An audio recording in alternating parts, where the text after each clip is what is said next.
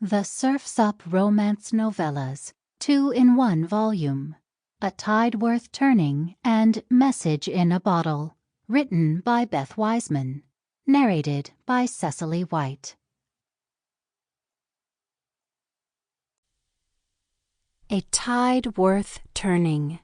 Written by Beth Wiseman. Narrated by Cecily White. Chapter 1. Addison paced across her mother's living room as sweat dampened her temples and the base of her neck. May was already punishing them with Texas temperatures that were usually reserved for July and August. But Leanne Burke had a steadfast rule not to run the air conditioning until July. If there was any saving grace at all, it was the ocean pushing a breeze ashore, which wafted through the screened windows of the house Addison had grown up in. She breathed in the briny aroma, a smell she'd haul to her grave someday, with enough good and bad memories to keep her balanced on the plank she'd been walking since her father died. She glanced at her smartphone, wondering if she was going to make it to her next appointment on time.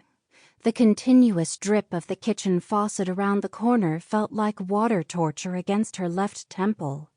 She rubbed the source of the irritation. "Mom, are you sure the agency said 3 o'clock? It's almost 3:30. "That's what they said." Her mother didn't glance up, but kept focused on the jigsaw puzzle she was hunched over. Addison couldn't recall a time that her family, small as it was, had ever shared a meal at the dining table, except maybe Christmas and Thanksgiving. On most days, her mother had one of her puzzles spread atop the oak table, with a sweating glass of sweet tea nearby and an ashtray. There was still sweet tea within reach, but at least Mom had taken to smoking her cigarettes outside a few years ago.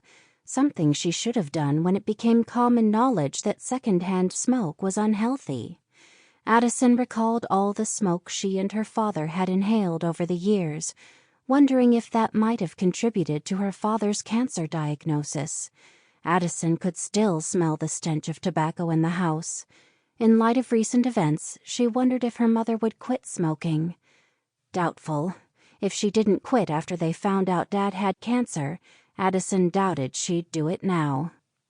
Addison glanced at the TV trays in the stand next to the couch, the rust barely visible amidst the flowery design that vined up the legs and covered the tops.